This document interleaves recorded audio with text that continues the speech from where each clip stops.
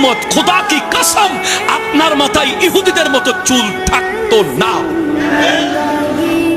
আপনি যদি জানতেন আপনি কার উম্মত, আপনি আজকে 3/4 প্যান্ট পরে পরে ঘুরতেন না।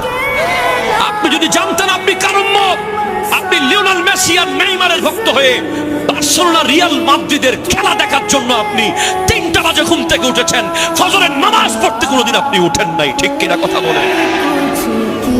আপনি যদি জানতেন আপনি কার উম্মত, আপনি খাগড়াছড়ির মুড়ে বেনসন সিগারেট খাওয়ার সুযোগ আপনার হতো না। আপনার সেই 18 টাকা জমা থাকতো ফিলিস্তিনের ভাই বোনদের জন্য। আপনি একটা জায়গায় 3টা প্যান্ট কিনতেন না, আপনি একটা জায়গায় 2টা টি শার্ট কিনতেন না, আপনি একটা বাইক রেখে আরেকটা বাইকের পিছে ছুটতেন না, আপনি আইফোনের মডেল চেঞ্জ করতেন না। আপনি যদি বুঝতেন আপনি ওই নবীর উম্মত যিনি বলেছেন ইন্নাল জান্নাতা হুররিমাত আলাল আম্বিয়ায়ে কুল্লুহুম হাত্তা আদখুলাহা, জান্নাত কোন নবী ঢুকতে পারবে না যতক্ষণ আমি জান্নাতের গেট খুলবো না। কোন নবীর উম্মত জান্নাতে ঢুকতে পারবে না যতক্ষণ আমার উম্মত জান্নাতে ঢুকবে।